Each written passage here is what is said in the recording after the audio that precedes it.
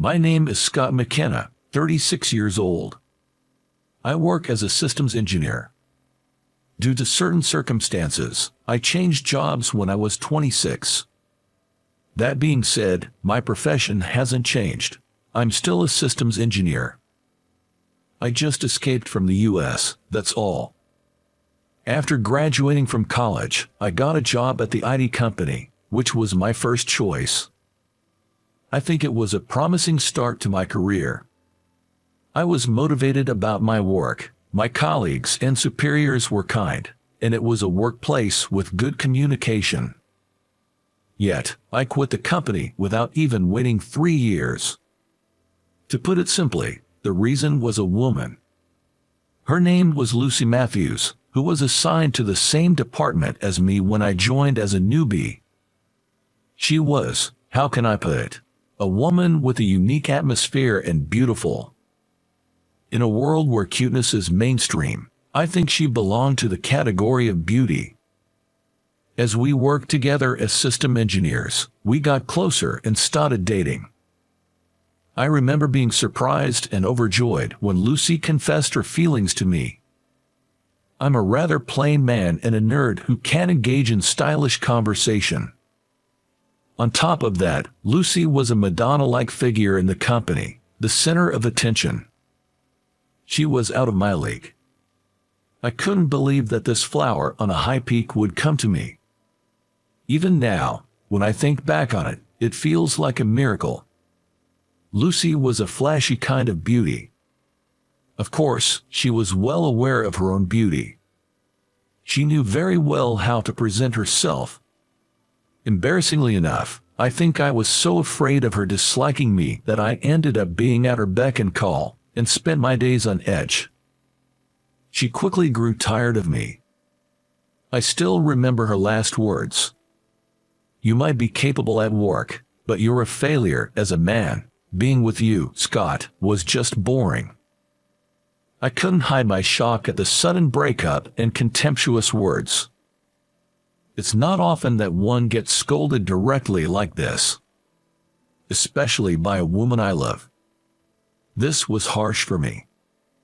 Moreover, Lucy, who had dumped me harshly, was working at the desk every day, right next to me.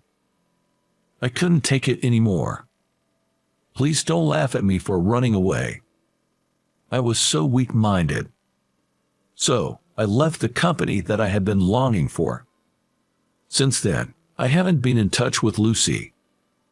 On the day I resigned, she had taken a paid vacation.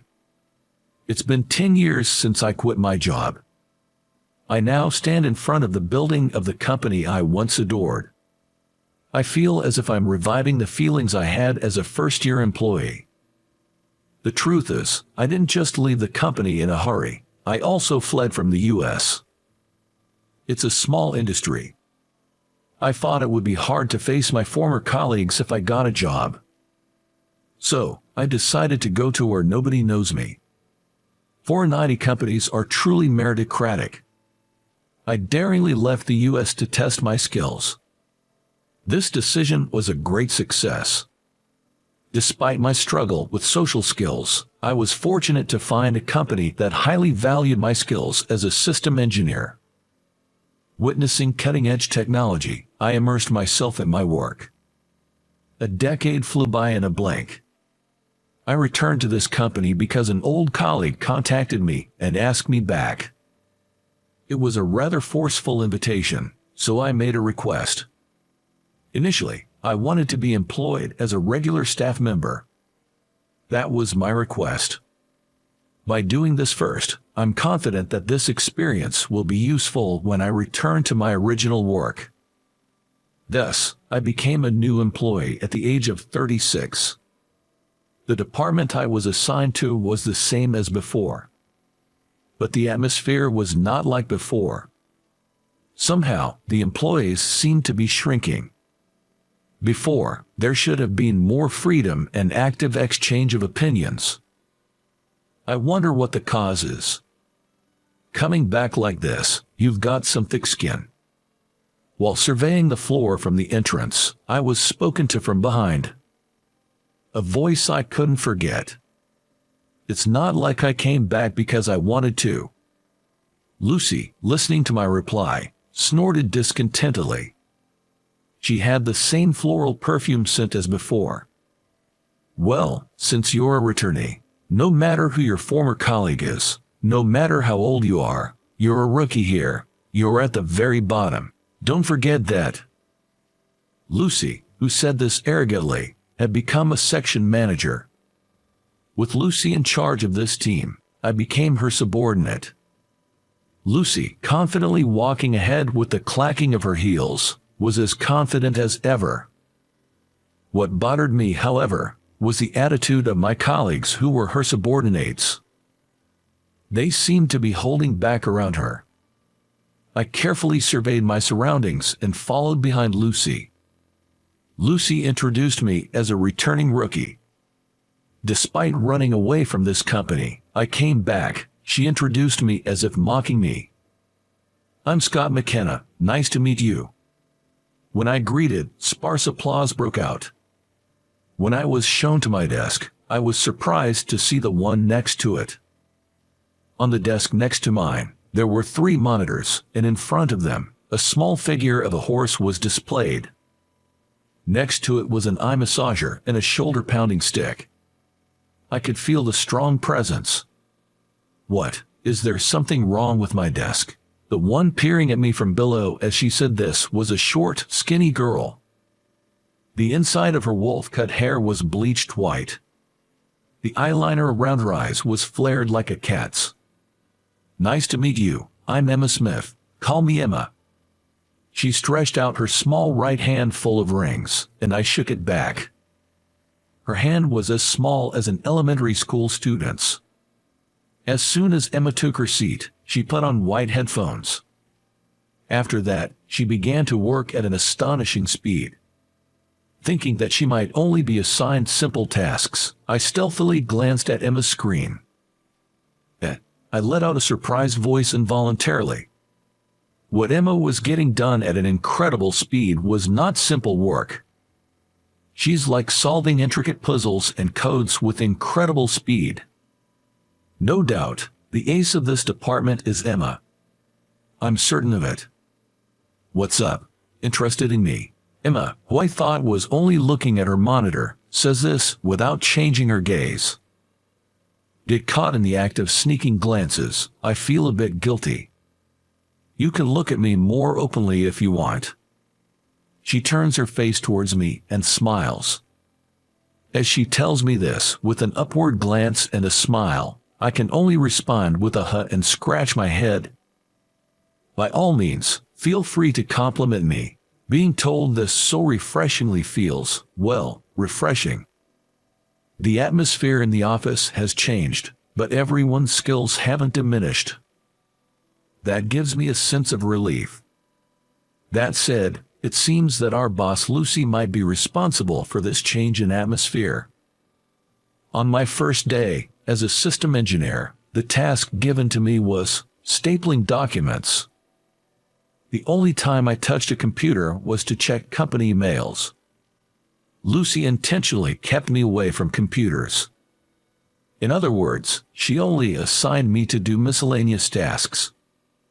Newbies make the coffee in this office. Since you, Scott, are the most recent and lowest in rank, please take care of the chores. Oh, and also please make a lunch reservation for us. Saying that, Lucy left a stack of cards from restaurants at my desk. Seeing this, Emma gives a wry smile. She always does this to new people. If there's anything you don't understand, just ask me, okay? I've been through it too. Being encouraged by Emma, I can't help but smile wryly too. Being encouraged by a girl almost 10 years younger makes me feel like I've regressed to my pitiful past. Thanks, that helps. As I bow my head in thanks, she looks at me as if she's discovered a rare creature. What? Is there something wrong? I quickly check myself, wondering if I've spilled coffee on my shirt or something. I find nothing wrong. No, it's not that. It's rare to hear a grown man say he's grateful to a young girl. That is new for me. She quickly puts her headphones back on and gets back to work. I touch my cheek, worried that I might have appeared pathetic. A week has passed, and I still haven't been given any proper work.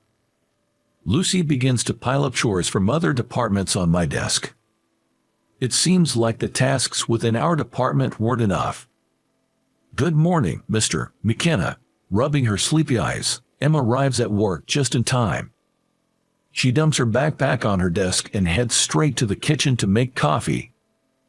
At that moment, I spot something under my desk. I pick it up and am taken aback. It's a flamboyantly pink and blue bikini top. I hurriedly look around. Luckily, it seems like no one has noticed. The mouth of Emma's backpack on her desk is carelessly left half open. It probably fell out of there. Even though I picked it up, I'm unsure of what to do next and start to act suspiciously. It would be best to sneak it back into the bag, but it would get complicated if Emma came back midway. Do you imagine things? As I'm wondering what to do, Emma's voice, tinged with a sigh, reaches my ears. Without thinking, I bolted up from my chair. Looking up at me with a teasing gaze was Emma. Her gaze made my heart flutter. I felt like I saw a feminine side to Emma, who usually doesn't show such traits. This was on the floor. In my flistered excuse, Emma brought her lips close to my ear once again. Reality is 100 times cuter than imagination. Finally, she let out a soft breath against my ear and I slid off the chair. There was a sultry musk scent that was too strong for the morning. It was the scent of Emma's perfume. When sitting next to her, it's a cute and gentle scent, but at close range, it turns to a sexy scent. That change in the gap made my heart pound violently. Being teased by a girl 10 years younger, I felt my seniority melting away.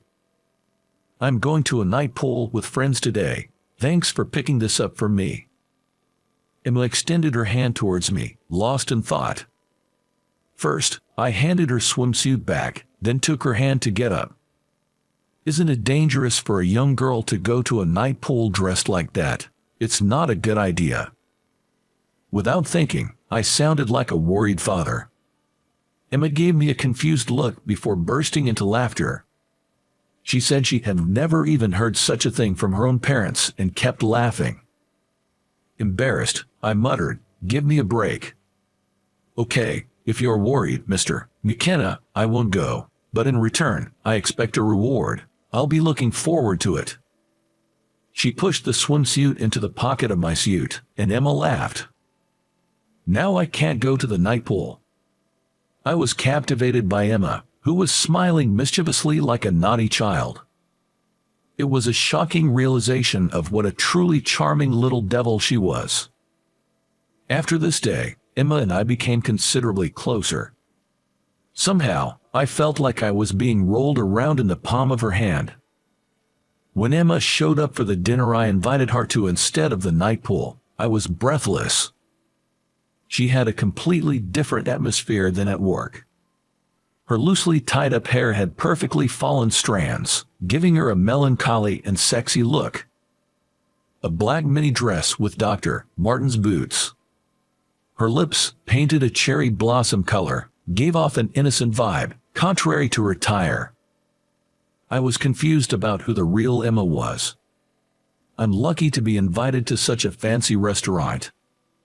In a small voice matching the ambience of the restaurant, Emma murmured, "I have no idea what to order." She laughed helplessly, and I found myself chuckling too. "Do you have any food allergies or dislikes?" When I asked, she answered like an honors student, "No, I don't." She seemed a bit overwhelmed by the ambience of the restaurant and appeared nervous.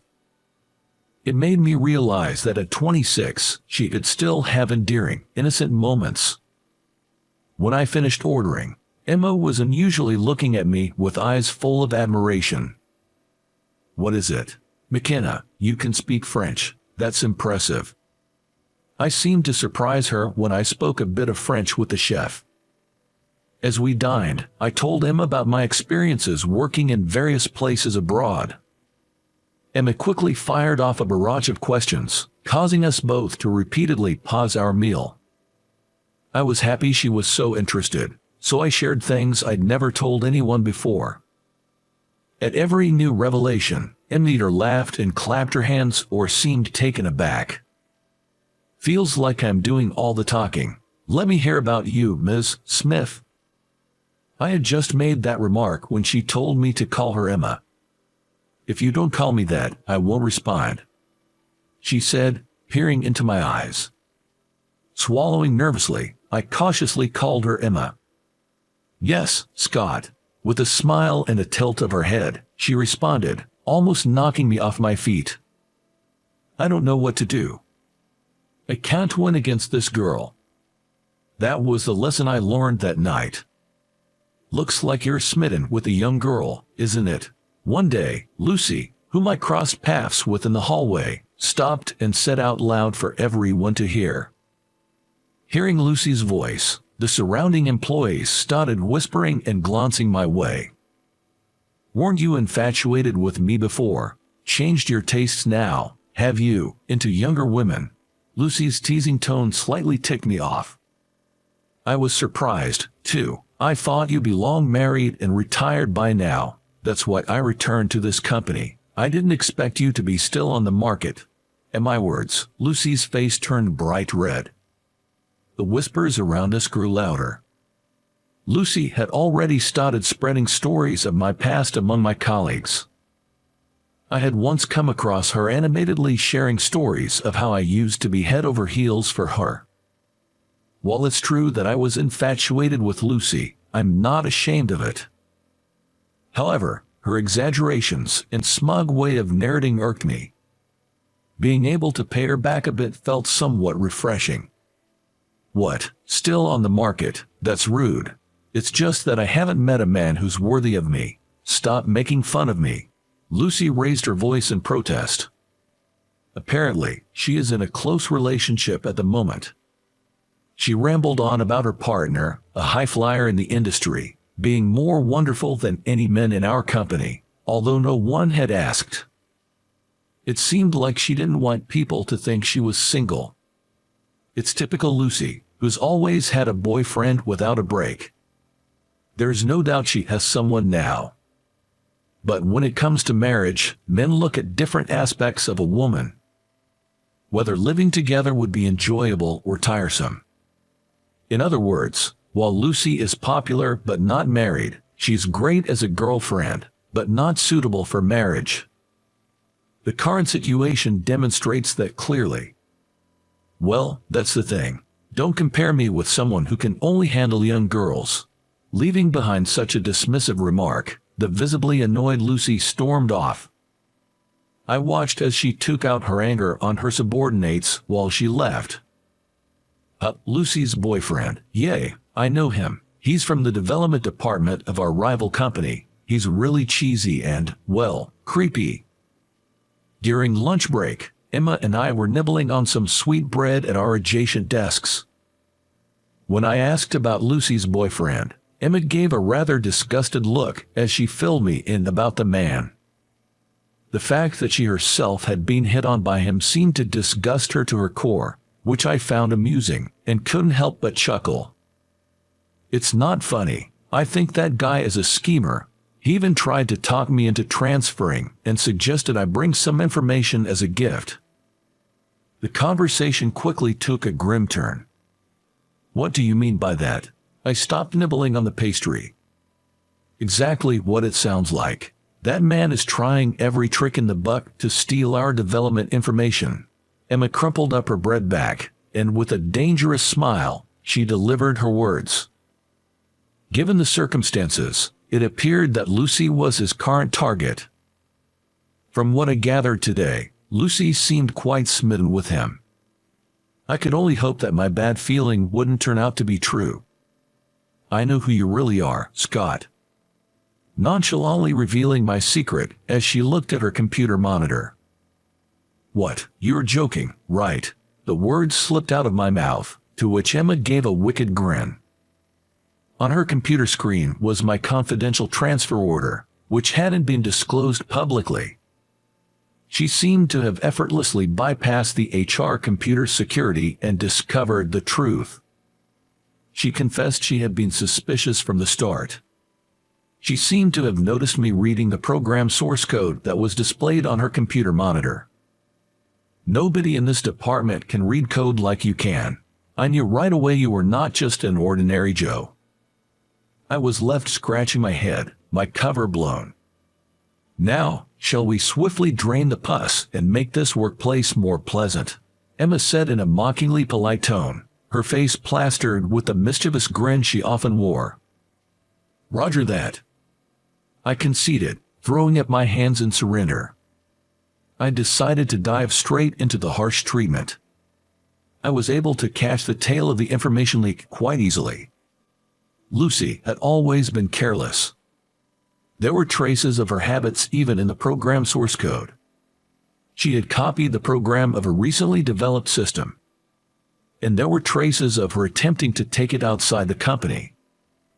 More precisely, traces of her attempt to erase evidence of her actions were clearly left behind. Others might have overlooked it, but not me. Instead of making a public spectacle, we agreed to handle this matter discreetly and consult with higher-ups. There was also a slight degree of past compassion involved. Information leak. In our department, there's no way. That was Lucy's reaction when called by the boss and informed about the leak. Furthermore, she reportedly suggested that Emma might be the culprit if there was a leak. Her basis was that Emma disrespects me, her section manager. A clear personal grudge. This conversation took place the day I met with my boss. Unusually, Lucy, who usually leaves work on time, was staying late. Both Emma and I often work overtime. Emma prefers to wrap up her work at a good stopping point before heading home, while I typically get caught up in miscellaneous tasks. I occasionally glanced over at Lucy, who was unusually glued to her computer. I suspected she was staying behind with some ulterior motive. Are you guys not leaving yet? You're wasting electricity. Lucy yells at us from afar. Her voice carries a sharp edge of impatience. I can feel Lucy's anxiety as if I could touch it. She must be trying to cover up all her wrongdoings. But all the access codes have been rewritten by my coworker, Emma. Someone else might have been able to crack it, but breaking through a system that Emma has constructed is impossible for Lucy. Even from our seats, we can hear Lucy's sking. The next moment, a loud alarm blares from Lucy's computer, signaling an emergency. She's fallen into the trap I've set. Upon hearing the noise, the security guard rushes into the floor. Employees who had been working overtime in other departments also gather around. I didn't do anything. It just started going off by itself. It's a bug, a bug. Who the hell programmed this? Lucy stands up, pointing at her computer. The alarm continues. Then, Emma steps smoothly to the computer and silences the alarm in an instant. As soon as the noise stops, Lucy's face relaxes. And in the next moment, she points at Emma and starts yelling. This is your doing. You're the one who leaked the information too, aren't you? You set up this trap because you didn't want me investigating you. Lucy doesn't get to finish her sentence. Because the boss showed himself among the gawkers. Lucy, this isn't a good look. You are the main culprit behind the data leak, aren't you? Falling into this trap is proof of that. The boss explains to Lucy that all the evidence was gathered in my internal investigation. Lucy, shocked, looks at me. You're lying. Scott doesn't have these skills. What could a good-for-nothing errand boy do? Lucy glares at me, then rounds on the boss. The boss sighs in exasperation. Scott, I'm glad we followed your plan. I never expected to catch such a big fish. Lucy looks at me, dumbfounded, as the boss speaks to me amicably. She clearly hadn't expected that I was working with the boss. Scott is a talent we invited to our company as a supervisor. He's my right-hand man, whom I brought in from England. At the boss's words, Lucy is stunned into silence. We'll notify you of your punishment later. For now, go home and refrain from work until we get in touch. Upon hearing the boss's words, Lucy collapses on the spot. Later, Lucy gets transferred to a small branch office in Nebraska. I end up taking over Lucy's position. Emma complained about her desk being moved away from mine, but there's nothing that can be done about that. Although the ending left a sour taste in our mouths, the atmosphere at work changed completely. I think it's getting closer to how it was when I was around. A workplace with a good flow of communication, where lively and candid exchanges of opinion are possible, and performance quickly starts to improve. Everyone on the floor acknowledges that Emma is contributing to this change. I think we can continue to work together like this forever. That's what I was leisurely thinking. But Emma isn't someone who would settle here. A year later, she receives an offer to study abroad in Japan. Bring home the latest technology and information. That is her mission. The company is covering all the expenses for her study abroad. She had absolutely no reason to refuse. When this conversation came up, I was shaken. We never openly acknowledged it, but we consider each other as lovers. I lack the capacity to cheerfully wave goodbye as my irreplaceable partner sets off across the sea. How can I make her stay? That's all I could think about. Even when I'm with Emma, all I can do is contemplate how to make her stay in the U.S., making it impossible to enjoy our time. Should I propose marriage as a last resort? I'm disgusted by myself for even considering such a low method. Emma laughs as if she sees right through my thoughts. Hey, are you going to be lonely if I go to study abroad? Emma, who has always been one step ahead of me, stops and turns to look at me. Of course I'll be lonely, that's a given. Emma chuckles happily upon hearing my reply. I thought this was the only moment to mention marriage. Just when I gathered my courage and tried to voice it, Emma's slender finger touched my lips. No, not now. When I come back from Japan, then you can move on me. I'll say yes right away. Emma looks at me with unusually serious eyes. After she finishes her sentence, she gives me a soft smile. I raise both my hands in a surrendering pose. I've never won against Emma anyway. I get it, I promise. And so, I sent Emma off. 4 years later, I'm waiting for Emma at JFK Airport. It's not like me, but I've prepared a bouquet of flowers. I've had my opening line decided since 4 years ago. Welcome back. Will you marry me? My heart feels like it's about to leap out of my mouth. The electronic display announces the arrival of Emma's flight. It's only a little longer. In a little while, a new chapter of our story will begin. Of course, the ending is planned to be a happy one. How did you find today's story? Your subscription and likes will be an encouragement for my content creation. I look forward to your comments. See you in the next video.